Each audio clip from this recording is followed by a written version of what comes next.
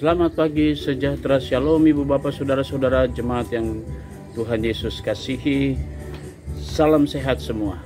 Saudara-saudara yang Tuhan Yesus kasihi, kembali di udara yang ceria dan cerah ini saya menjumpai saudara-saudara semua untuk bersama-sama kita menikmati berkat Tuhan yang terindah, yaitu kesehatan tubuh kita dan hari yang baru yang akan kita isi kembali dengan segala kegiatan dan aktivitas kita.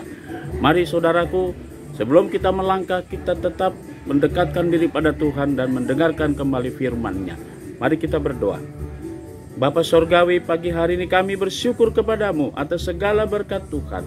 Engkau sudah membangunkan kami di pagi hari ini, dan Engkau sudah memberikan kami hari yang baru. Sebelum kami melangkah dan beraktivitas di hari ini, kami ingin kembali dipenuhi hidup kami, jiwa kami dengan firman dan kebenaran-Mu. Karena itu karuniakan Roh Kudus-Mu yang membimbing kami semua, sehingga kami dapat mengerti dan memahami firman Tuhan. Dan firman-Mu akan menjadi pelita yang menerangi sepanjang perjalanan dan karya kerja kami di hari ini. Karena itu ya Tuhan, bersabdalah kepada kami semua, ya kami sudah siap untuk mendengarkan sabda-Mu ya Yesus. Amin. Saudara-saudara yang Tuhan Yesus kasihi, pagi hari yang indah ini kita semua akan mendalami bersama-sama firman Tuhan sebagaimana yang tertulis dalam 2 Samuel pasalnya yang ke-15 ayat 13 sampai dengan 18, dan penekanannya pada ayatnya yang ke-14 yang mengatakan, kemudian berbicaralah Daud kepada semua pegawainya yang ada bersama-sama dengan dia di Yerusalem, bersiaplah, marilah kita melarikan diri, sebab jangan-jangan kita tidak akan luput daripada Absalom. Pergilah dengan segera, supaya ia jangan dapat lekas menyusul kita dan mendatangkan celaka atas kita dan memukul kota ini dengan mata pedang. Demikian firman Tuhan. Judul yang menjadi landasan renungan kita di pagi hari ini berkata, mengalah tidak berarti kalah. Saudara-saudara yang Tuhan Yesus kasihi, sebagai seorang raja, sebagai seorang pemimpin, Daud punya banyak sekali cara untuk menghadapi musuhnya. Karena itu saudara-saudara yang Tuhan Yesus kasihi, cara mundur yang dilakukan oleh Daud bukan berarti dia mau menghindari, bukan berarti juga dia mau menunjukkan bahwa dia tidak mampu. Tetapi strategi yang diambil oleh Daud adalah untuk menyelamatkan warga, untuk menyelamatkan semua bangsa Israel, bahkan mereka yang setia kepadanya. Dia lari dari apa yang diperhadapkan kepada dia ketika Absalom ingin mengejar, karena dia sudah mengatakan sebagai seorang raja, dia mau mengkudeta Daud pada waktu itu.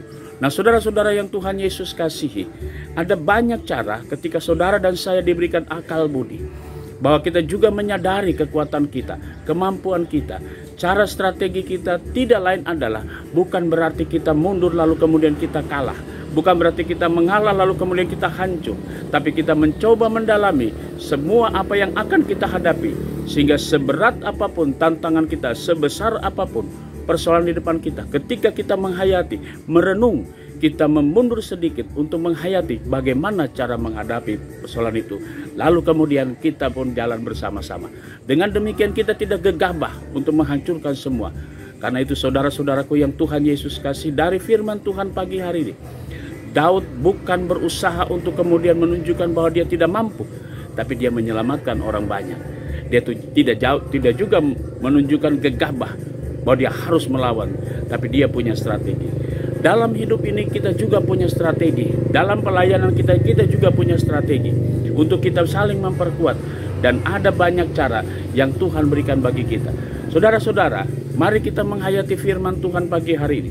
Tindakan Daud bukanlah tindakan mengalah, bukan juga menunjukkan kekalahan dia, tapi dia ingin mengambil suatu langkah yang kemudian di depannya dia bisa melakukan sesuatu. Yang kedua, dia ingin menyelamatkan banyak orang. Saudaraku, mari kita menghayati kepentingan, keutamaan orang banyak adalah menjadi satu pokok, menjadi satu prioritas untuk kita melakukan segala sesuatu. Bukan untuk kepuasan pribadi, bukan untuk kesenangan pribadi, tapi untuk orang banyak. Mari saudaraku, kita berkarya dan Tuhan pasti memberkati saudara. Amin. Mari kita satu dalam doa. Bapa di sorga, kembali kami datang kepadamu bersyukur atas segala berkat-Mu. Pagi hari ini kami mau berdoa untuk jemaat GPIB Sejahtera di DKI Jakarta yang dalam keadaan sakit, sektor pelayanan 3. Ibu Elsia Tumiwa, Ibu Kristina Sitorus, Bapak John Manukwa, dan Ibu Ani Parhusib Nainggolan. Tuhan memberkati saudara-saudara kami dalam keberadaan tubuh mereka yang lemah. Kami mau berdoa juga untuk jemaat Tuhan yang merayakan hari ulang tahun kelahiran.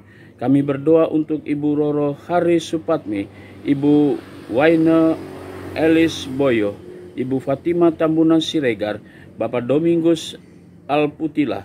Tuhan memberkati saudara-saudara kami dalam menikmati berkat pertambahan usia mereka.